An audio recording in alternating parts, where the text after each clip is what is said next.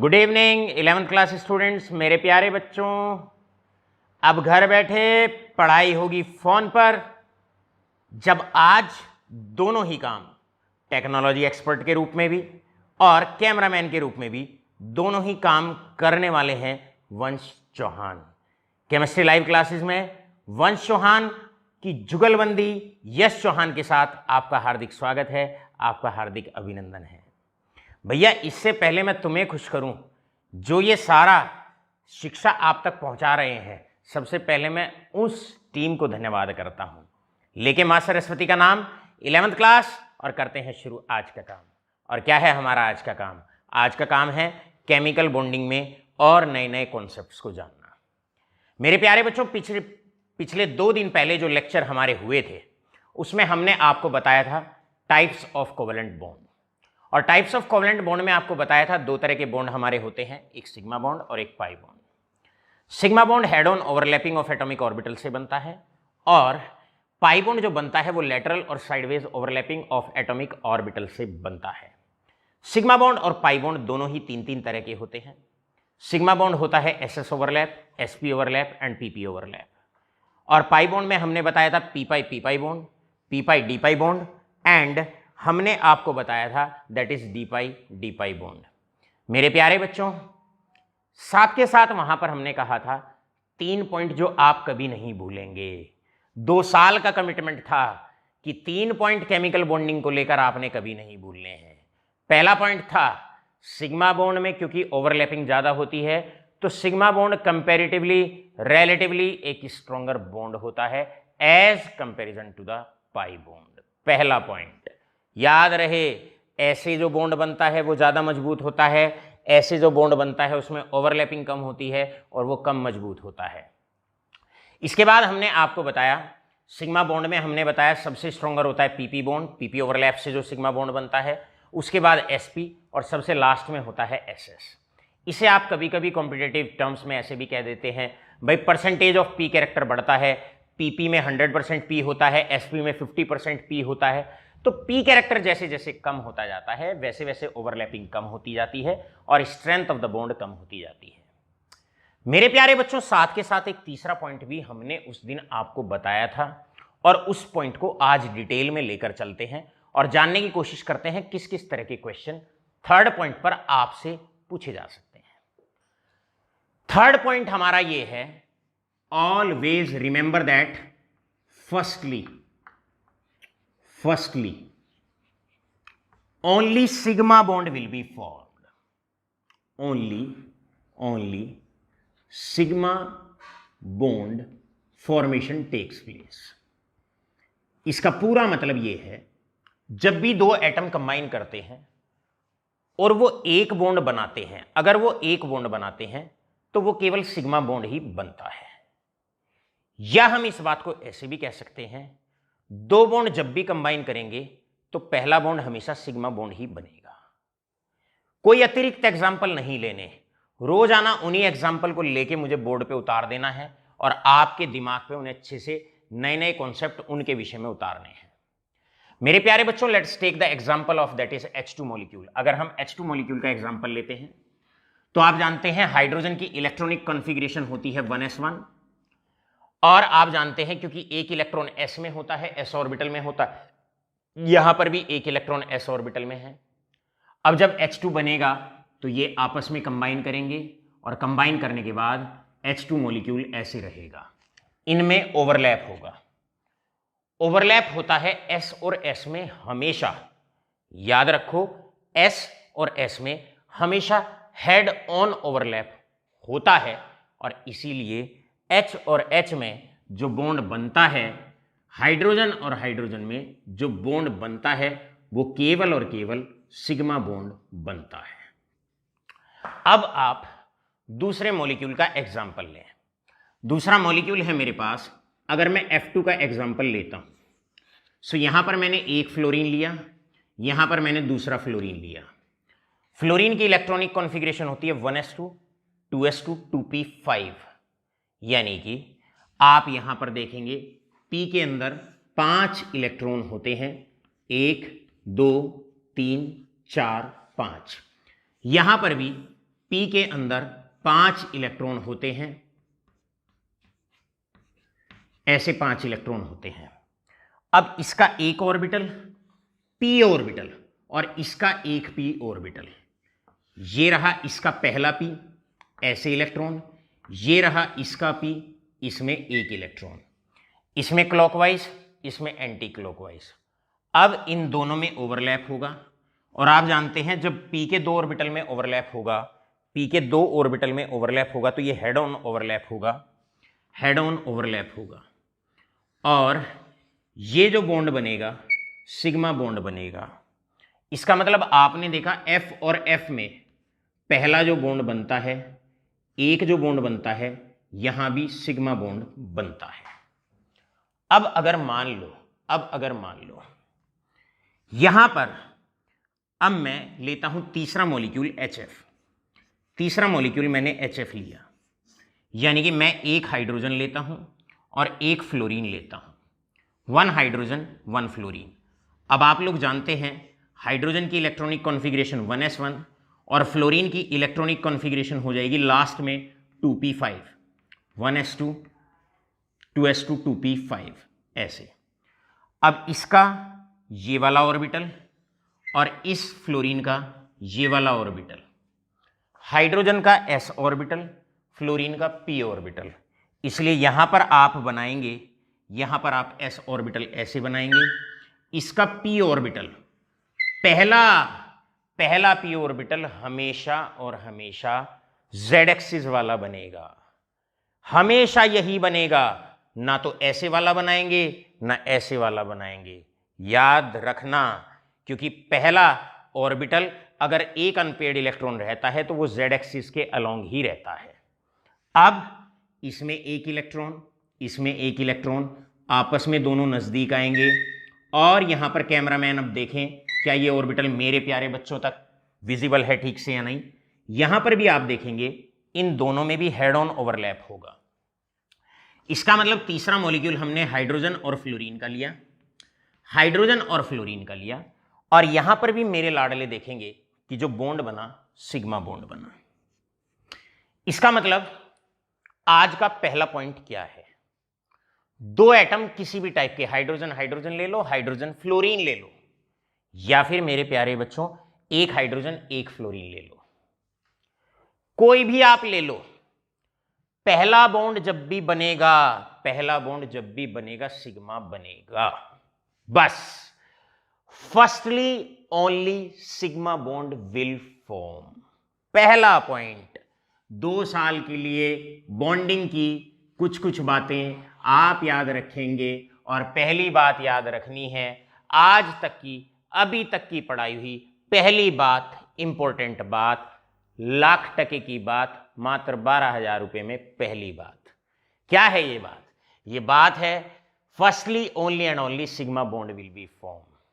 11th class students, 2 atom जब भी combine होंगे हमेशा जो बॉन्ड बनेगा, पहला बॉन्ड चाहे एस एस ऑर्बिटल ओवरलैप करे, पी पी ऑर्बिटल करे या एस पी ऑर्बिटल ओवरलैप करे, कोई सा ही ऑर्बिटल ओवरलैप करे, पहला जो बॉन्ड बनेगा हमेशा सिग्मा बॉन्ड ही बनेगा। राइट, बढ़ते हैं आगे। अब चलते हैं इसकी तरफ, चलते हैं O2 की तरफ। ऑल राइट, आपसे कोई पूछता है, मान लो आपसे कोई पूछता है भाई ये क्लोरीन और क्लोरीन है, पहला बॉन्ड है, अपने आप देख के ये कह दो सिग्मा बॉन्ड है, चाहे कोई ऑर्बिटल ओवरलैप हो इसमें। पहला बॉन्ड जब भी किसी भी एटम में बनेगा हमेशा सिग्मा बनेगा। आपसे एग्जांपल ले लें, बताओ भाई आयोडीन और आयोडीन है, एक बॉन्ड इसके बीच में होता है, कोई नहीं, अपने आप कह दो भैया सिग्मा बॉन्ड है, बस। चलते हैं अब O2 और F2 भी हम आपको प्रीवियस लेक्चर में अपने समझा चुके थे, थोड़ा सा जानने की कोशिश करते हैं, O2 और N2 के बारे में भी जानने की कोशिश करते हैं। मेरे प्यारे बच्चों, ऑक्सीजन में आप जानते हैं 2 ऑक्सीजन आपस में कंबाइन करेंगे, एक ऑक्सीजन की electronic configuration 1s2 2s2 and 2p4, p में 4 इलेक्ट्रॉन, ये एक ऑक्सीजन है। अब मैं इसको थोड़ा सा शॉर्ट करता हूं, ये मेरे पास एक ऑक्सीजन हो जाएगा, उसके p में 2 इलेक्ट्रॉन, ये दूसरा ऑक्सीजन मेरे पास हो जाएगा इसके भी p में 4 इलेक्ट्रॉन, इसके भी p में अगर हम बात करेंगे 4 इलेक्ट्रॉन। अब p के तीनों ऑर्बिटल बनाने की जरूरत नहीं है, ये एक ऑक्सीजन, ये दूसरा ऑक्सीजन, अब ये आपस में करेंगे कंबाइन, आपस में करेंगे कंबाइन, और कंबाइन करके केवल और केवल इसको और इसको दिखाने की जरूरत नहीं है, p के केवल 2 ऑर्बिटल बनाओ। पहला तो हमेशा z एक्सिस पे बनाओ, इसके बाद y एक्सिस पे बनाओ, और तीसरे वाला जब बनाओ तो z एक्सिस पे x एक्सिस पे बनाओ। पहला z पे, दूसरा y पे, तीसरा x एक्सिस पर। मेरे प्यारे बच्चों, यहां आप 2 इलेक्ट्रॉन ऐसे दिखाओगे, ऐसे और ऐसे, एक ऐसे एक ऐसे। यहां पर आप 2 इलेक्ट्रॉन दिखाने वाले हो वो पैरेलल स्पिन के साथ दिखाओगे, एक ऐसे एक ऐसे। जब ये नजदीक आएंगे, जब ये नजदीक आएंगे, ये दोनों अब ऑक्सीजन आपस में कंबाइन करेंगे, एक ऑक्सीजन ये है, एक ये है, कंबाइन करके बनाएंगे O2। सो O2 कैसे बनेगा? O2 बनेगा इस प्रकार, आपस में कंबाइन करेंगे, आपस में कंबाइन करेंगे। जब कंबाइन करेंगे तो सबसे पहले ये टकराएंगे, ये टकराएंगे, एक टकरा गए। टकराने से जो बॉन्ड बनेगा वो पहले सिग्मा बॉन्ड बनेगा बच्चे, ये सिग्मा बॉन्ड। उस वक्त ये और ये दोनों दूर रहेंगे, स्टार्टिंग में ये दोनों दूर रहेंगे, दूर रहेंगे। ध्यान से समझना, कैमरामैन की यहां बहुत टाइट ड्यूटी अब रहेगी, राइट। अब इसका एक इलेक्ट्रॉन और इसका एक इलेक्ट्रॉन, आप बताओ ये दोनों जब नजदीक लगेंगे तो इनके हेड आपस में टकराएंगे, हेड ऑन ओवरलैपिंग होगी। तो यहां पर स्थिति कुछ ऐसी होगी कैमरामैन यश, स्थिति कुछ ऐसी होगी, ये एक ऑक्सीजन और ये एक ऑक्सीजन में पहला बॉन्ड बनेगा, पहला बॉन्ड बनेगा। और क्योंकि ये हेड ऑन ओवरलैप हुआ है तो पहला बॉन्ड यहां पर बनेगा सिग्मा, पहला बनेगा सिग्मा। अब ये वाला ऑर्बिटल और ये वाला ऑर्बिटल रह जाएंगे ऐसे ऐसे, ये ऑर्बिटल और ये ऑर्बिटल रह जाएंगे ऐसे। एक इलेक्ट्रॉन इसमें ऐसे रहा, इसमें ऐसे रहा, इसमें ऐसे रहा। अब ये क्या करेंगे, ये 2 ऑर्बिटल हैं, जैसे जैसे ऑक्सीजन में ओवरलैपिंग बढ़ती जाएगी, ओवरलैपिंग बढ़ती जाएगी, ये दोनों और नजदीक आते जाएंगे। जैसे ये नजदीक आएंगे इनमें होगा साइडवेज ओवरलैप। दूसरा 2 बार लाइन बनाने का मतलब है अब ये दूसरे बॉन्ड की तैयारी शुरू हो गई, यहां से बनेगा दूसरा बॉन्ड। और अब ऑक्सीजन में ये रहा oxygen, this implies that cameraman, यहां पर अब ऑक्सीजन में ये बॉन्ड तो पहले ही बन चुका था और ये था आपका सिग्मा बॉन्ड, ये था आपका सिग्मा बॉन्ड। अब दूसरा जो बॉन्ड बनेगा वो एटॉमिक ऑर्बिटल की साइडवेज ओवरलैपिंग से बनेगा और इसे कहा जाएगा पाई बॉन्ड, इसे कहा जाएगा पाई बॉन्ड। मेरे 2 क्वेश्चन कल प्रीवियस वाले लेक्चर में जो आपसे पूछे जा सकते हैं। पहला, क्या ऑक्सीजन के अंदर, बात सारी ध्यान रखना, क्या ऑक्सीजन के अंदर दोनों बॉन्ड सेम है या दोनों अलग अलग हैं? दोनों बॉन्ड अलग अलग हैं। एक बनता है हेड ऑन ओवरलैपिंग से और इनकी होती है साइडवेज ओवरलैपिंग। एक बनेगा सिग्मा और दूसरा बनेगा पाई, राइट। इसका मतलब point number 1, 1 bond is sigma bond, 1 bond is sigma bond, right, और 1 bond is that is pi bond. मेरा नेक्स्ट सवाल 11th क्लास स्टूडेंट से टाइट करके क्वेश्चन, आप बताओ, आपसे मेरा सवाल है, पहले कौन सा बॉन्ड बनता है जब ये दोनों ऑक्सीजन, ये ऑक्सीजन नजदीक आएंगे? तो पहले ये 2 ऑर्बिटल आपस में टकराएंगे, ये आपस में टकराएंगे, तो पहले कौन सा बॉन्ड बनता है? पहले बॉन्ड बनता है सिग्मा, उसके बाद बनता है पाई। ये statement, firstly only sigma bond will be formed, यहां पर इस बात को भी लिख सकते हैं, पहला बॉन्ड, फर्स्ट बॉन्ड, पहला बॉन्ड हमेशा सिग्मा रहेगा, ऑलवेज सिग्मा, ऑलवेज सिग्मा, याद रखो। ऑलराइट, अब बढ़ते हैं नाइट्रोजन के मॉलिक्यूल के एग्जाम्पल की तरफ। अब नाइट्रोजन का मॉलिक्यूल कैसा है भैया, हमारे पास दो नाइट्रोजन जब आपस में कंबाइन करेंगे, तीनों पॉइंट लर्न कर लेना, तीनों पॉइंट।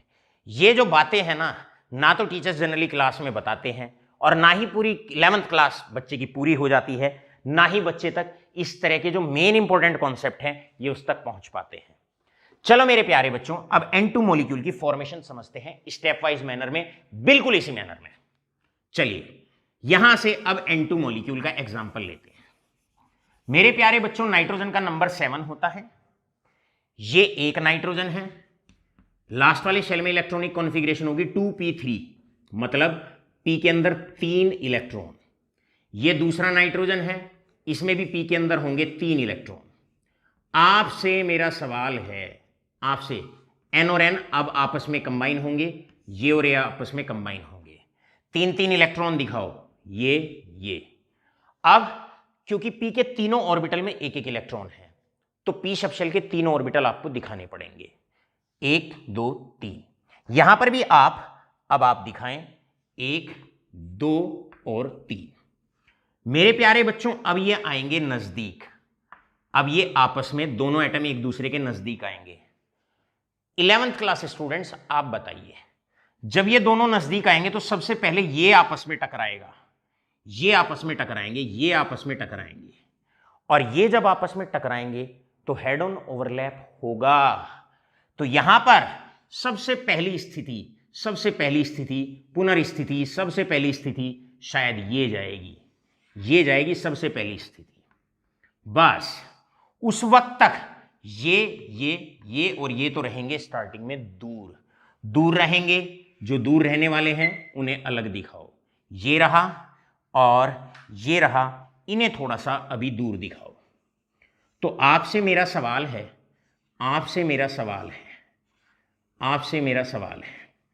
राइट। इसका मतलब नाइट्रोजन और नाइट्रोजन में फिलहाल स्थिति ये रहेगी, एक नाइट्रोजन ये रहा, कैमरामैन यश, एक नाइट्रोजन ये रहा, पहला बॉन्ड बनेगा। आप बताओ पहला बॉन्ड कैसे बना, हेड टू हेड ओवरलैप, इसका और इसका आपस में हेड ऑन ओवरलैपिंग हुई तो पहला बॉन्ड बनेगा सिग्मा, राइट। अब दो ऑर्बिटल रहेंगे दूर, कौन से, एक तो ये वाला, इसमें भी एक इलेक्ट्रॉन है, इसमें भी एक इलेक्ट्रॉन है, इसमें भी एक इलेक्ट्रॉन है, ये वाला, इसमें भी एक इलेक्ट्रॉन, इसमें भी एक इलेक्ट्रॉन, इनमें भी एक इलेक्ट्रॉन है। अब आप देखेंगे यहां पर भी एक ये रहा, ऐसे ही एक यहां पर रहा और एक यहां पर रहा, ये रहे। अब मेरे प्यारे बच्चों, पहला बॉन्ड बन चुका, कौन सा बॉन्ड था पहला, सिग्मा। अब आप देखोगे कि अब बॉन्ड बनेगा पाई। अब जैसे ही ये और नजदीक लगेंगे, इस तरीके से 3 ऑर्बिटल हैं, ये 3 ऑर्बिटल हैं, ये हेड ऑन ओवरलैप होगा। अब ये नजदीक आएंगे तो इसमें और इसमें साइडवेज ओवरलैप होगा, फिर और नजदीक आएंगे, इसमें और इसमें साइडवेज ओवरलैप होगा। तो होगा क्या, अब व्हाइट वाला तो व्हाइट वाले के साथ दूसरा बॉन्ड बनाएगा, 2 लाइन का मतलब सेकेंड बॉन्ड। कैसे दिखाओगे उसको दिखाओगे आप ऐसे, यहां पर ये रहा N, ये रहा N, पहला बॉन्ड सिग्मा बॉन्ड।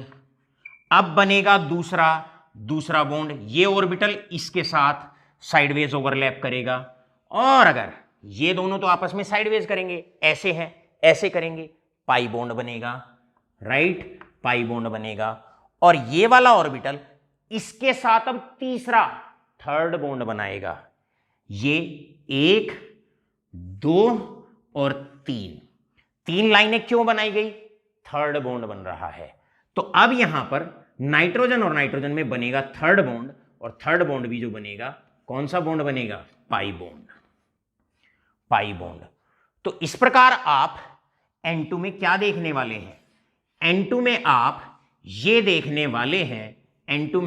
देखने वाले हैं, पहला बॉन्ड सिग्मा, पहला बॉन्ड ऑलवेज सिग्मा, उसके बाद दूसरा बॉन्ड बना पाई बॉन्ड, तीसरा बॉन्ड बना पाई बॉन्ड। तो यहां पर अब आप दूसरा बॉन्ड पाई बॉन्ड, तीसरा बॉन्ड पाई बॉन्ड। तो कंक्लूजन क्या रहा? कंक्लूजन ये रहा, इस लाइन को अंडरलाइन कर लो, इस पॉइंट को अंडरलाइन कर लो। क्या है पॉइंट? पॉइंट ये है, दो एटम में जब भी पहला बॉन्ड बनता है सिग्मा बनता है, और दो एटम में अगर एक से अधिक बॉन्ड बनते हैं तो पहले वाला ही सिग्मा बनेगा, उसके बाद सारे पाई बॉन्ड बनेंगे। कैसे? देखो एग्जांपल, कैमरामैन बी अलर्ट। देखिए, दो एटम ने कंबाइन किया, एक ही बॉन्ड बना, पहला bond firstly only sigma bond will form. अगर एक ही बॉन्ड बनेगा सिग्मा रहेगा, एक ही बॉन्ड बना सिग्मा, एक ही बॉन्ड बना सिग्मा, एक ही बॉन्ड बना सिग्मा। दो एटम में अगर एक ही बॉन्ड बनता है तो सिग्मा बनता है। अब इंपॉर्टेंट बात, यहां ऑक्सीजन के अंदर दो बॉन्ड बने, पहले सिग्मा बनेगा, उसके बाद पाई। यहां दो एटम में या यहां दो एटम में तीन बॉन्ड बने, पहले वाला सिग्मा रहेगा, बाकी सब पाई। अब यहां से नीट और जेई के इंपॉर्टेंट क्वेश्चंस आपके बीच में आते हैं इस प्रकार। आपने अगर ये नोट कर लिया हो तो इसका स्क्रीनशॉट ले लीजिए, फटाफट स्क्रीनशॉट लीजिए, और हम इसको खटैक से करते हैं। अब आपसे पूछे जाते हैं कुछ क्वेश्चंस, और ये जो क्वेश्चन जनरली पूछा जाता है ये नीट के लिए और जेई के लिए बहुत बहुत इंपॉर्टेंट है। जो बच्चे नीट और जेई की तैयारी कर रहे हैं, और बातें सिर्फ इतनी सी याद रखनी है, दो एटम में जब भी बॉन्ड बनेगा, अगर एक ही बॉन्ड बन रहा है तो ऑलवेज सिग्मा, हमेशा सिग्मा ही होगा। और दो एटम में अगर एक से अधिक बॉन्ड बनते हैं, केवल पहला सिग्मा होता है, उसके बाद सब पाई होते हैं। जैसे O2 में दो बॉन्ड बने, एक सिग्मा एक पाई। नाइट्रोजन में तीन बॉन्ड बने, एक सिग्मा, बाकी सब यानी कि बाकी दोनों पाई। अब क्वेश्चन है आपसे, calculate the number of sigma and pi bonds in the following. आपसे number of sigma and pi bonds अगर पूछे जाएं, पहला एग्जांपल आता है, और पहला एग्जांपल है दैट इज, आपसे इथेन के अंदर पूछा जाएगा कि भाई बताइए कितने सिग्मा और कितने पाई बॉन्ड, पहला। दूसरा, इसके बाद यहां पर इथीन में आपसे पूछा जा सकता है, बताओ भाई calculate the number of sigma and pi bonds in the following. यहां पर आपको सिग्मा और पाई बॉन्ड्स बताने हैं।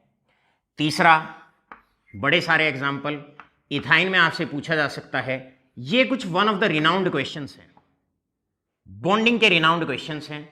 फोर्थ, आपसे मिथाइल अल्कोहल में पूछा जाएगा, मिथाइल अल्कोहल में पूछा जाता है कि number of sigma and pi bonds आप बताइए।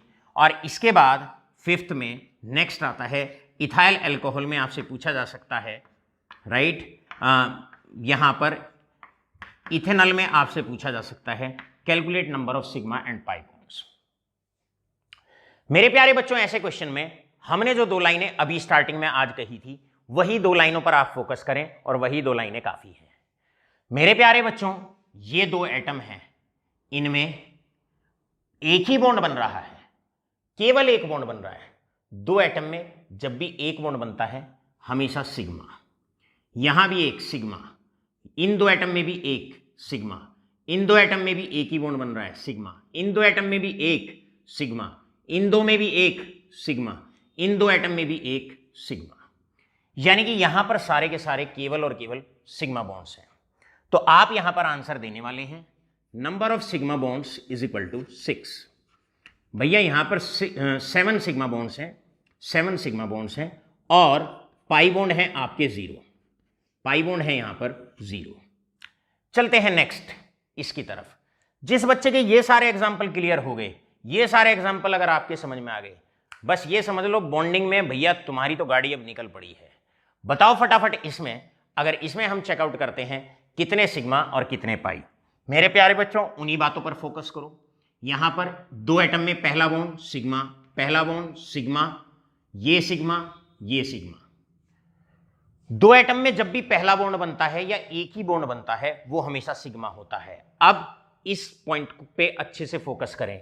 ये दो एटम है, ये दो एटम है, इनमें दो बॉन्ड बन रहे हैं और हमने कहा था जब भी दो एटम में एक से अधिक बॉन्ड बनेंगे, याद रखो पहला बॉन्ड तो हमेशा होगा sigma, always it will be sigma, और एक के बाद जब भी बनेगा पाई बॉन्ड बनेगा।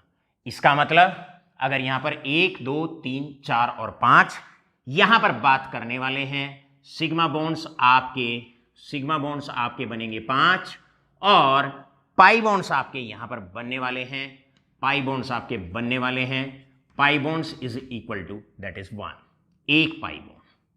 मेरे प्यारे बच्चों ये एग्जाम्पल फटाफट आप अच्छे से कर लेंगे। बताओ फटाफट यहां पर, अगर ये एग्जाम्पल समझ में आ गया समझ लो बात बन गई है आपकी। दो एटम पहला बॉन्ड सिग्मा, दो एटम पहला बॉन्ड सिग्मा, दो एटम में एक से अधिक बॉन्ड, एक से अधिक बॉन्ड का मतलब पहला जो बॉन्ड बनेगा सिग्मा बनेगा और उसके बाद जितने भी बनेंगे पाई बनेंगे, ये भी पाई ये भी पाई। इसका मतलब number of sigma bonds is equal to 1 2 3, यहां पर 3 सिग्मा बॉन्ड बनेंगे और अगर मैं पाई बॉन्ड्स की अगर मैं बात करूं पाई बॉन्ड्स की तो 2 बनेंगे पाई बॉन्ड्स, राइट। अब आपसे अनुरोध है, ये वाला क्वेश्चन IIT JEE के लिए और नीट के लिए काफी इंपॉर्टेंट क्वेश्चन होता है। आशा करता हूं बड़े सरल तरीके से बड़े प्यार से आप इस क्वेश्चन को आंसर कर सकते हैं। लगाओ दिमाग फटाफट। यहां पर पहला बॉन्ड पहला पहला, इन दो एटम में ये पहला बॉन्ड है, इन दो एटम में पहला बॉन्ड है, इन दो एटम में पहला बॉन्ड है। भैया फटाफट सिग्मा सिग्मा सिग्मा, एक ही बॉन्ड बन रहा है सिग्मा, इधर ही एक ही बॉन्ड बन रहा है सिग्मा। मेरे प्यारे बच्चों कार्बन में और ऑक्सीजन में एक से अधिक बॉन्ड बन रहे हैं और आप बताओ अगर कार्बन और ऑक्सीजन में एक से अधिक बॉन्ड बन रहे हैं तो पहले वाला बॉन्ड तो बनेगा सिग्मा और दूसरे वाला बॉन्ड रहेगा पाई। तो फटाफट आप बता दीजिए, ये तो रहेगा सिग्मा और ये रहेगा पाई, तो फटाफट यहां पर आपका आंसर आ जाएगा। भैया पाई बॉन्ड्स की सिग्मा बॉन्ड्स की अगर हम बात करें तो नंबर ऑफ सिग्मा बॉन्ड्स, यहां पर जो सिग्मा बॉन्ड रहेंगे 1 2 3 4 5 और 6, नंबर ऑफ सिग्मा बॉन्ड्स रहेंगे 6 और पाई बॉन्ड्स की अगर हम बात करें, पाई बॉन्ड्स की अगर हम बात करें, पाई बॉन्ड आपका रहेगा 1, पाई बॉन्ड रहेगा 1। अब एक बड़ा प्यारा सा क्वेश्चन आता है जो जेईई और नीट के लिए बहुत इंपॉर्टेंट होता है और विभिन्न बार पूछा जाता है, multiple number of times that question is being asked in JEE and NEET examination. और क्वेश्चन आपका कुछ इस कदर होता है, क्वेश्चन है कुछ इस प्रकार कि आपको नंबर ऑफ बॉन्ड्स बताने हैं, number of sigma and pi bonds बताने हैं और number of sigma and pi bonds आपको बेंजीन के अंदर बताने हैं। बेंजीन का मतलब ऐसे एक कंपाउंड आपको दे दिया जाता है, ऐसे आपको एक कंपाउंड दे दिया जाता है इस प्रकार, साइज देख के घबराना नहीं है, ऐसे आपसे कह दिया जाता है हर कार्बन पे एक एक हाइड्रोजन है और आपसे कहा जाता है number of sigma and pi bonds यहां पर बताइए। हमारे जो कैमरामैन यश हैं वो भी हाथ खड़ा कर रहे हैं कि पापा जी इसको तो हम बता सकते हैं, राइट। मेरा जो बेटा है वो भी इस क्वेश्चन के लिए बड़ा आतुर है कि मैं भी इसका जवाब दे सकता हूं। मेरे प्यारे बच्चों कुछ नहीं, दो साधारण सी बातों पर ध्यान रखना है। दो एटम में जब भी पहला बॉन्ड बनेगा सिग्मा बनेगा, ये दो एटम है पहला बॉन्ड सिग्मा और दूसरा पाई। तो अब आपने क्या करना है, ये आपका होमवर्क रहेगा और आपको इसके अंदर अब आसानी से कैलकुलेट करने हैं और बताने हैं कितने सिग्मा बॉन्ड्स हैं और कितने पाई बॉन्ड्स हैं। यहां पर मेरे प्यारे बच्चों फटाफट स्क्रीनशॉट लीजिएगा, फिर हम इसको रब करते हैं और आज के टॉपिक को और आगे बढ़ाते हैं। मेरे प्यारे बच्चों अब यहां से आता है, आपको हमने दो टाइप ऑफ कोवेलेंट बॉन्ड बड़े प्यार से पढ़ा दिए, बड़े अच्छे से पढ़ा दिए और जो दो टाइप ऑफ बॉन्ड हमने पढ़ाए, एक होता है सिग्मा बॉन्ड और एक होता है पाई बॉन्ड। ये जो सिग्मा बॉन्ड्स का ये जो हमने कोवेलेंट बॉन्ड के टाइप्स आपको पढ़ाए हैं, ये टाइप्स हैं डिपेंडिंग अपॉन ओवरलैप।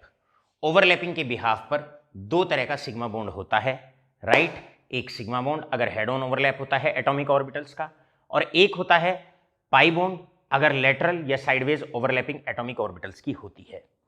बढ़ते हैं और आगे। कोवेलेंट बॉन्ड को depending upon the type of atoms attach, किस तरह के एटम कोवेलेंट बॉन्डिंग के दौरान, कोवेलेंट मॉलिक्यूल फॉर्मेशन के दौरान आपस में जुड़े हैं, इसके बिहाफ पर भी कोवेलेंट मॉलिक्यूल्स को दो पार्ट में डिवाइड किया जा सकता है या कोवेलेंट बॉन्ड को दो पार्ट में डिवाइड किया जा सकता है, राइट?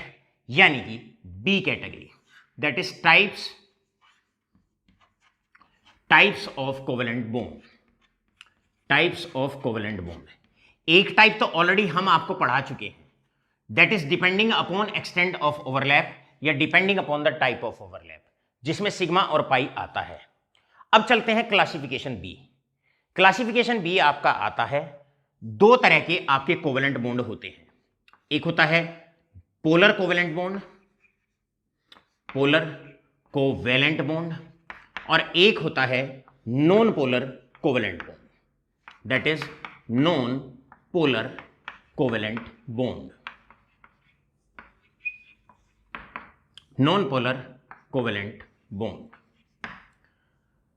मेरे प्यारे बच्चों, अगर दो एटम्स आपस में जो कंबाइन हुए हैं, अगर दोनों एटम सेम एलिमेंट के हैं, दो एटम या दो से अधिक एटम, से फॉर एग्जांपल H2 मॉलिक्यूल है, से फॉर एग्जांपल O2 मॉलिक्यूल है, N2 मॉलिक्यूल है, आपका P4 है, अगर कोवेलेंट बॉन्ड फॉर्मेशन के दौरान जो कंबाइनिंग एटम्स हैं अगर वो सेम एलिमेंट के हैं, यहां दो एटम हाइड्रोजन के हैं, सेम एटम्स के बीच में शेयरिंग हुई है, यहां भी सेम एटम्स के बीच में शेयरिंग हुई है, यहां भी सेम एटम्स के बीच में, और यहां भी सेम एटम्स के बीच में अगर शेयरिंग हुई है, तो याद रखेंगे नॉन पोलर कोवेलेंट बॉन्ड क्या होता है? अगर covalent bond between two same atoms अगर बनता है, चाहे वो H और H है और चाहे वो ऑक्सीजन और ऑक्सीजन है, अगर सेम एटम्स के बीच में ओवरलैपिंग होती है, सेम एटम्स के एटॉमिक ऑर्बिटल्स में अगर ओवरलैपिंग होती है, यहां पर same atoms covalent bond formed between two same atom या दो से अधिक सेम एटम्स में, तो आपका जो कोवेलेंट बॉन्ड बनता है ये नॉन पोलर कोवेलेंट बॉन्ड बनता है। और अगर दोनों एटम्स जिनके बीच में ओवरलैपिंग हुई है या जिनके एटॉमिक ऑर्बिटल्स के बीच में ओवरलैपिंग हुई है, अगर एटम्स अलग अलग हैं, एग्जाम्पल के तौर पे आपने HF लिया, एग्जाम्पल के तौर पे HCl ले लो, राइट? कुछ भी आप ले सकते हो, बशर्ते दोनों एटम अगर सेम नहीं है, तो उस वक्त जो बॉन्ड बनता है उस बॉन्ड में हल्का सा पोलराइजेशन आ जाता है, उस बॉन्ड को हम कहते हैं पोलर कोवेलेंट बॉन्ड। पोलराइजेशन का मतलब क्या है? मेरे प्यारे बच्चों, आप जानते हैं फ्लोरीन केमिस्ट्री में मोस्ट इलेक्ट्रोनेगेटिव एलिमेंट होता है। तीन मोस्ट इलेक्ट्रोनेगेटिव फोन हमने आपको बता रखा है, फ्लोरीन, ऑक्सीजन और नाइट्रोजन, और फ्लोरीन मोस्ट इलेक्ट्रोनेगेटिव एलिमेंट होता है। फ्लोरीन की tendency to attract the electron लगभग सबसे ज्यादा होती है। तो होता है क्या, ये जो शेयरिंग इलेक्ट्रॉन्स की होती है, क्योंकि फ्लोरीन बहुत ज्यादा इलेक्ट्रोनेगेटिव होता है, तो हल्का सा ये इलेक्ट्रॉन पेयर को अपनी तरफ खींच लेता है, क्योंकि इसकी इलेक्ट्रोनेगेटिविटी ज्यादा है, मतलब tendency to attract electron pair towards itself ज्यादा है। हल्का सा खींच लेता है अपनी तरफ, तो इस पे हल्का सा नेगेटिव चार्ज आ जाता है, और क्योंकि ये इलेक्ट्रॉन हल्का सा फ्लोरीन की तरफ चले जाते हैं, तो यहां पर हल्का सा पॉजिटिव चार्ज आ जाता है, स्मॉल पॉजिटिव। तो मॉलिक्यूल के अंदर पोल्स बन जाते हैं, नेगेटिव चार्ज, पॉजिटिव चार्ज, ये स्मॉल नेगेटिव, ये स्मॉल पॉजिटिव। अगर मॉलिक्यूल के अंदर पोल्स बन जाते हैं, पॉजिटिव नेगेटिव पोल्स बन जाते हैं, तो ऐसे कोवेलेंट बॉन्ड को कहा जाता है पोलर कोवेलेंट बॉन्ड। इसको और थोड़ा सा डिटेल में देखते हैं कि पोलर कोवेलेंट बॉन्ड किस टाइप का होता है। मेरे प्यारे बच्चों, ये रहा हाइड्रोजन, ये रहा फ्लोरीन, ये रहा इलेक्ट्रॉन पेयर, ये रहा इलेक्ट्रॉन पेयर। स्टार्टिंग में जब एटॉमिक ऑर्बिटल्स ओवरलैप करते हैं तो इलेक्ट्रॉन पेयर बिल्कुल बीच में रहता है, लेकिन क्योंकि ये ज़्यादा पावरफुल होता है, ये ज़्यादा इलेक्ट्रोनेगेटिव होता है, तो ये क्या करता है, इस इलेक्ट्रॉन पेयर को हल्का सा अपनी तरफ खींच लेता है। जब हल्का सा अपनी तरफ खींच लेगा तो इस पे आ जाएगा स्लाइट नेगेटिव चार्ज और इस पे आ जाएगा स्लाइट पॉजिटिव चार्ज, और मॉलिक्यूल के अंदर आ जाएगा पोलराइजेशन, हल्का सा पोलराइजेशन आ जाएगा। तो पोलर कोवेलेंट बॉन्ड जनरली कब बनता है? पोलर कोवेलेंट बॉन्ड तब बनता है जब शेयरिंग जो होती है वो दो अलग अलग एटम्स के बीच में शेयरिंग होती है। तो जो ज्यादा इलेक्ट्रोनेगेटिव एलिमेंट होता है वो क्या करता है, हल्का सा इलेक्ट्रॉन पेयर को अपनी तरफ हल्का सा खींच लेता है, जिसकी वजह से मॉलिक्यूल के अंदर पॉजिटिव नेगेटिव चार्ज के पोल्स बन जाते हैं और ऐसे बॉन्ड को कहा जाता है पोलर कोवेलेंट बॉन्ड। अब अगर शेयरिंग सेम एटम्स के बीच में है तो फिर क्या होगा भाई, जैसे हाइड्रोजन है, ये हाइड्रोजन है, दोनों सेम एटम है, एक एक इलेक्ट्रॉन दोनों ने शेयर किया। अब इसकी भी tendency to attract electron pair towards itself same है, इसकी भी tendency to attract electron towards itself same है, दोनों की पावर सेम है। तो इलेक्ट्रॉन पेयर ना तो इसकी तरफ जाएगा ना इलेक्ट्रॉन पेयर इसकी तरफ जाएगा, इलेक्ट्रॉन पेयर बीच में ही पड़ा रहेगा, ना इधर पोल्स बनेंगे ना इधर पोल्स बनेंगे। तो इस टाइप के कोवेलेंट बॉन्ड को कहा जाएगा नॉन पोलर कोवेलेंट बॉन्ड, और ऐसे मॉलिक्यूल को कहा जाता है नॉन पोलर मॉलिक्यूल्स। जिन मॉलिक्यूल्स के अंदर पोलर कोवेलेंट बॉन्ड बनता है इन्हें पोलर मॉलिक्यूल्स के नाम से भी पहचाना जाता है। मेरे प्यारे बच्चों, इस पोलर की और नॉन पोलर की सिग्निफिकेंस केमिस्ट्री के अंदर बहुत होती है। सबसे पहले आप क्या करें, फटाफट इसका स्क्रीनशॉट ले लें ताकि मैं इसको रब करता हूं और बढ़ते हैं फिर applications of polar and non polar covalent bond. मेरे प्यारे बच्चों, अब चलते हैं application of polar covalent bond and non polar covalent bond. यहां पर आती है इसकी एप्लीकेशंस। एप्लीकेशंस में एक बात याद रखेंगे, एप्लीकेशंस, अगर आपको यह पता है कि मॉलिक्यूल के अंदर पोलराइजेशन है या नहीं है, मतलब पोलर मॉलिक्यूल है या नॉन पोलर मॉलिक्यूल है, तो इसकी जानकारी मिलते ही केमिस्ट्री के दो छोटे कॉन्सेप्ट का आप आंसर बड़े आसानी से दे सकते हैं। पहला, सबसे पहले आप बता सकते हैं स्ट्रेंथ। स्ट्रेंथ का मतलब है स्ट्रेंथ ऑफ द मॉलिक्यूल। याद रखेंगे, non polar molecules are more stronger. जो नॉन पोलर होते हैं, non polar are more stronger molecules. भाई सीधा सीधा सा आपसे अगर मैं दो एग्जांपल लेता हूं, पहला एग्जांपल मैं H2 का लेता हूं और दूसरा एग्जांपल मैं लेता हूं HF या HCl का मैं लेता हूं, राइट। अब आप जानते हो यहां पर मॉलिक्यूल के अंदर दो सेम एटम्स हैं तो ये नॉन पोलर मॉलिक्यूल होगा, और यहां पर दो अलग अलग एटम्स हैं, यहां पर दो अलग अलग एटम्स हैं, शेयरिंग दो अलग अलग एटम्स में है। फ्लोरीन ज्यादा पावरफुल है, इलेक्ट्रॉन पेयर अपनी तरफ खींच लेगा तो इसमें पोलराइजेशन आ जाएगा। याद रखो, हमने कहा स्ट्रेंथ में non polar molecules are more stronger, मतलब जो नॉन पोलर मॉलिक्यूल्स होते हैं उनकी स्ट्रेंथ ज्यादा होती है। मॉलिक्यूल्स तो बात छोड़ दीजिए बेटे, हम तो एक जनरल लाइफ की बात आपसे करते हैं 11th क्लास स्टूडेंट्स। कई बार आपने सुना होगा चुनावी मुद्दा जब उठता है कहते हैं भाई वोट पोलराइज हो गया। पोलराइज होने का मतलब क्या है, या समाज पोलराइज हो गया, इसका मतलब क्या होता है? इसका मतलब यह होता है, मान लो जैसे हम उत्तर प्रदेश में रहते हैं कि हिंदुओं का वोट सारा का सारा बीजेपी को चला गया, मतलब समाज का एक हिस्सा एक तरफ शिफ्ट हो गया। और मान लेते हैं कि मोमडन्स का जो वोट है, मुस्लिम कम्युनिटी की जो वोट है, वो सारा समाजवादी पार्टी को या कांग्रेस पार्टी को चला गया। मेरा सवाल 11th क्लास स्टूडेंट से है, इसे कहते हैं पोलराइजेशन, कि भैया वोट पोलराइज हो गया, एक कम्युनिटी का वोट एक तरफ चला गया, एक कम्युनिटी का वोट एक तरफ चला गया। मेरा सवाल 11th क्लास के स्टूडेंट से है, जहां वोट पोलराइज हो जाते हैं क्या वहां पर एक मजबूत गवर्नमेंट बनती है या नहीं बनती है, या वहां पर समाज, ऐसा समाज मजबूत समाज कहलाता है या नहीं कहलाता है? तो शायद इसका आंसर यही है कि इससे हमारा समाज कमजोर होता है। जिस समाज के अंदर पब्लिक पोलराइज हो जाती है कम्युनिटीज में, ऐसा समाज कमजोर हो जाता है। तो इसी प्रकार अगर मॉलिक्यूल में पोलराइजेशन हो गया तो मॉलिक्यूल कमजोर हो जाता है, और उससे क्या होता है, उस मॉलिक्यूल की जो स्ट्रेंथ होती है वो कम होती है। इसीलिए नोट लगा के लिखेंगे, पोलैरिटी तो समाज में आ जाए या पोलैरिटी मॉलिक्यूल्स में आ जाए, उससे मॉलिक्यूल कमजोर हो जाता है, यानी कि उसकी स्ट्रेंथ कम हो जाती है। तो याद रखेंगे, जैसे जैसे पोलराइजेशन बढ़ता जाएगा, जैसे जैसे पोलराइजेशन बढ़ता जाएगा, वैसे वैसे स्ट्रेंथ कम होती जाएगी, inversely proportional to the polarity, inversely proportional to polarity.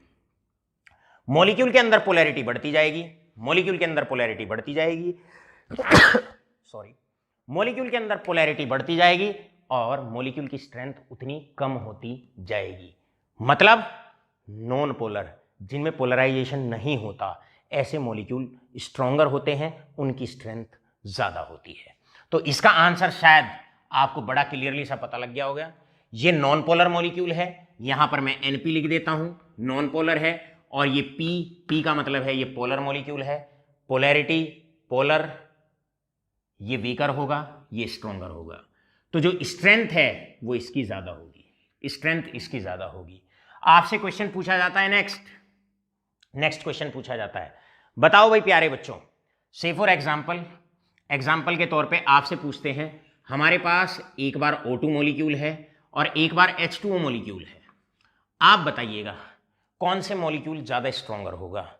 साधारण सी बात है, यहाँ हाइड्रोजन और ऑक्सीजन में बॉन्ड होगा, दो अलग अलग एटम हैं, फ्लोरीन ऑक्सीजन ज्यादा इलेक्ट्रोनेगेटिव होते हैं। ये जिस भी मॉलिक्यूल के अंदर आते हैं, इलेक्ट्रॉन पेयर को अपनी तरफ खींच लेते हैं, मॉलिक्यूल के अंदर पोलैरिटी ले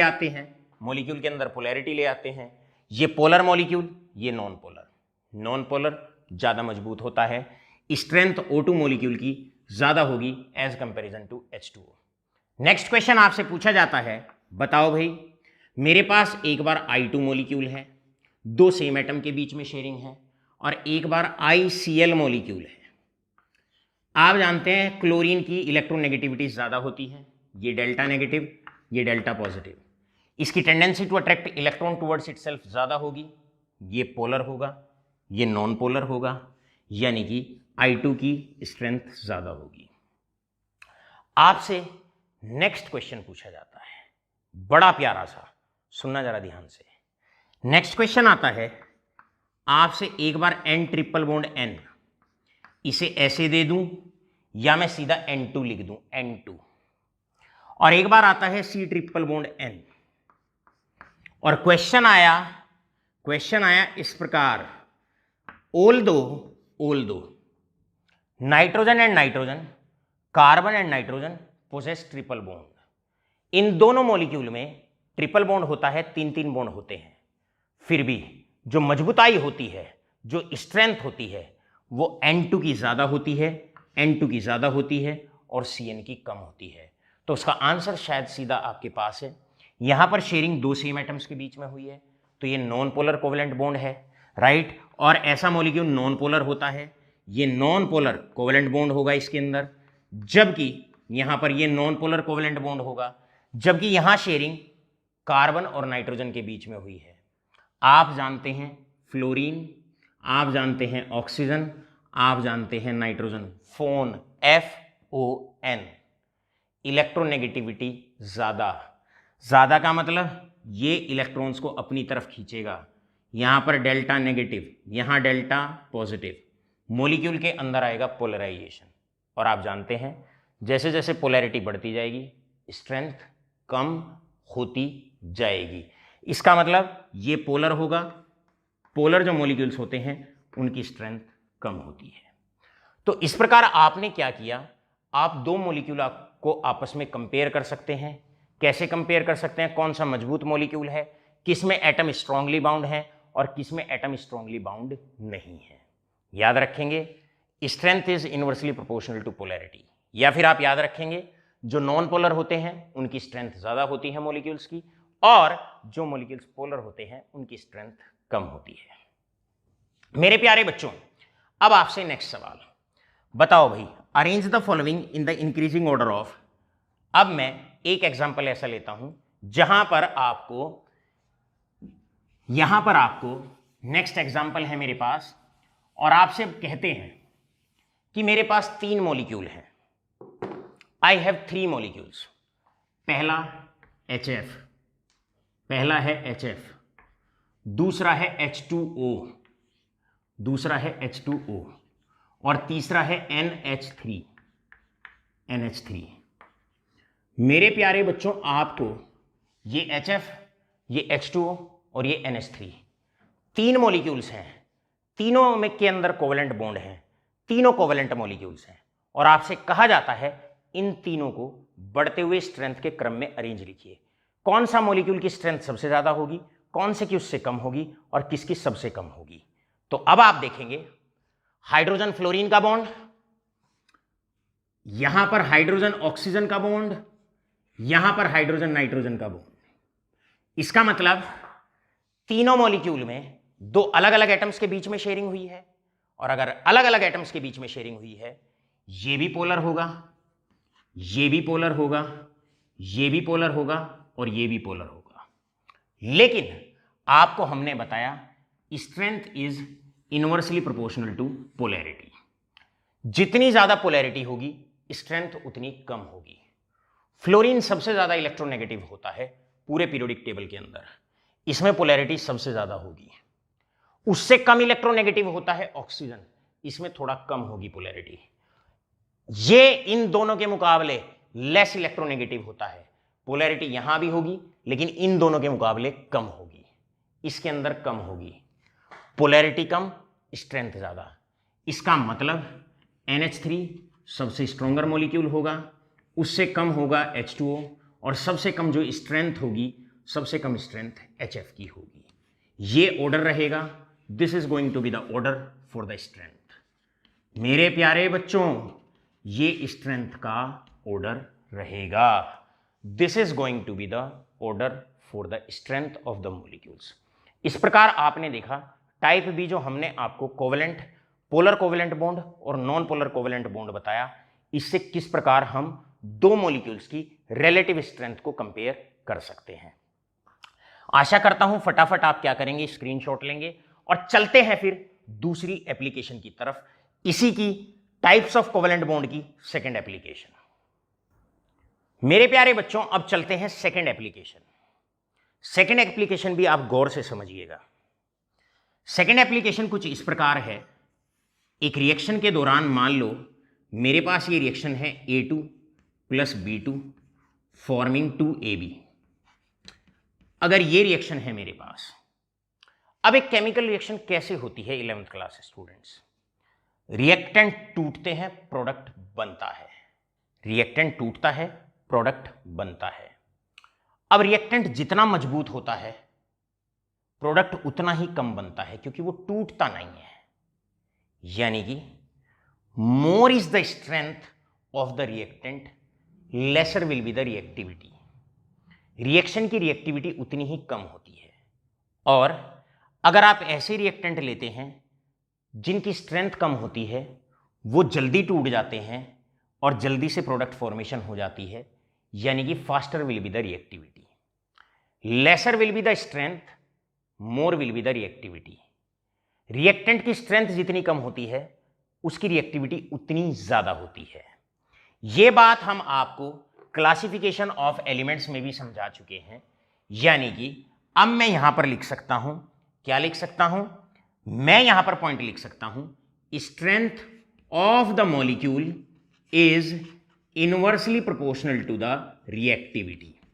रिएक्टिविटी अर्थात आपसे अगर पूछा जाए इन दोनों मॉलिक्यूल में ज्यादा रिएक्टिव कौन सा है, तो सीधी सी बात है, स्ट्रेंथ तो इसकी ज्यादा होगी, ये तो ऑर्डर स्ट्रेंथ का रहेगा, और जो ऑर्डर स्ट्रेंथ का रहेगा उसका इनवर्स ऑर्डर रहेगा रिएक्टिविटी। क्योंकि आप जानते हैं जो मॉलिक्यूल जितनी ज्यादा स्ट्रॉन्गर होगा उसकी रिएक्टिविटी उतनी कम होगी, क्योंकि वो जल्दी से टूटेगा नहीं, जल्दी से प्रोडक्ट नहीं बनाएगा। More is the strength, laser will be the reactivity. और जितना हल्का रिएक्टेंट आप लेते हैं, जिसकी स्ट्रेंथ जितनी कम होती है, उसकी रिएक्टिविटी उतनी ज्यादा। स्ट्रेंथ कम, रिएक्टिविटी ज्यादा। इसका मतलब अगर स्ट्रेंथ ऑफ द मॉलिक्यूल आपको पता लग जाता है, तो आपको रिएक्टिविटी भी मॉलिक्यूल की पता चल जाती है। अब आपसे पूछते हैं, भाई O2 में और H2O में ज्यादा रिएक्टिव कौन सा होगा? आप जानते हो स्ट्रेंथ O2 की ज्यादा होती है, O2 ज्यादा मजबूत होता है, ज़्यादा मजबूत होता है तो वो रिएक्ट ही नहीं करता है, इसकी रिएक्टिविटी कम होती है और पानी की रिएक्टिविटी ज़्यादा होती है।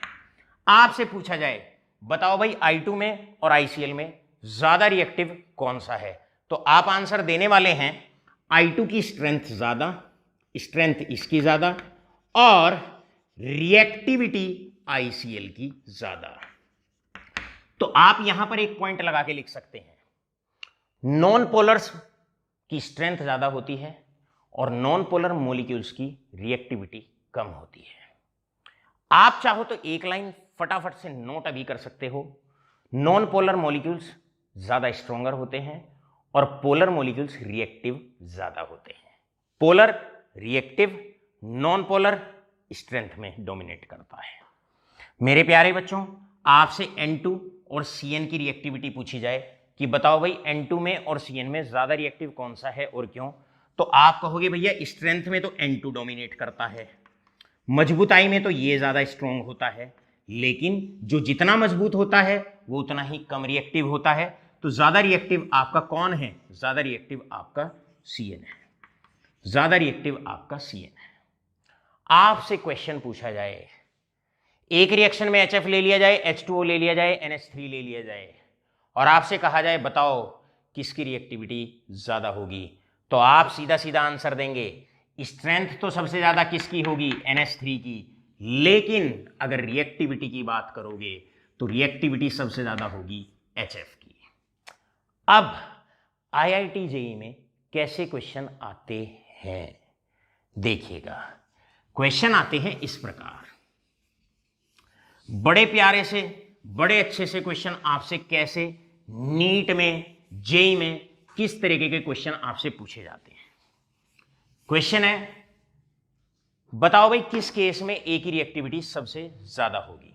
Question is a will be more reactive, A will be more reactive, number one A plus NH3, A plus NH3 forming the product, A plus H2O forming the product and A plus HF forming the product। अब मेरे प्यारे बच्चों, A के कारण तो reactivity में difference नहीं आएगा, अगर रिएक्टिविटी में डिफरेंस आएगा तो किसके कारण आएगा? NH3, H2O और HF के कारण आएगा। अब आप जानते हैं more is the polarity, polarity सबसे ज्यादा इसमें, यानी कि ये सबसे वीकर होगा, इसमें पोलैरिटी सबसे ज्यादा, इसकी स्ट्रेंथ सबसे कम, और जिसकी स्ट्रेंथ सबसे कम उसकी रिएक्टिविटी सबसे ज्यादा। तो ये सबसे ज्यादा रिएक्टिव, ये सबसे ज्यादा रिएक्टिव और ये सबसे ज्यादा स्ट्रॉन्गर, ये सबसे ज्यादा स्ट्रॉन्गर, या इसकी स्ट्रेंथ सबसे ज्यादा। तो याद रखोगे रिएक्टिव नंबर 1 ये, reactive number 2 this and reactive number 3 is this. इस प्रकार आज के लेक्चर में दो मुख्य तौर पर पार्ट आपको समझाए गए। पहला पार्ट आपको जो समझाया गया, पहला पार्ट ये आपको समझाया गया क्या कि किस तरीके से आप जब कोई मॉलिक्यूल गिवन होता है कैसे उसमें sigma bonds and pi bonds calculate किए जाते हैं। दो एटम में पहला बॉन्ड हमेशा सिग्मा बनेगा, दो एटम में अगर एक ही बॉन्ड बन रहा है तो हमेशा आंख बंद करके लिख दो सिग्मा है, और दो एटम में अगर एक से अधिक बॉन्ड बन रहे हैं तो पहला बॉन्ड तो सिग्मा बनेगा और उसके बाद दूसरा, तीसरा जो भी बॉन्ड है सब पाई बनेंगे। इसके बाद हमने बताया कोवेलेंट बॉन्ड दो तरह का, पोलर और नॉन पोलर। नॉन पोलर की स्ट्रेंथ स्ट्रॉन्गर होते हैं और रिएक्टिव कम होते हैं, पोलर वीकर होते हैं लेकिन रिएक्टिव ज्यादा होते हैं। आपका दिन शुभ हो।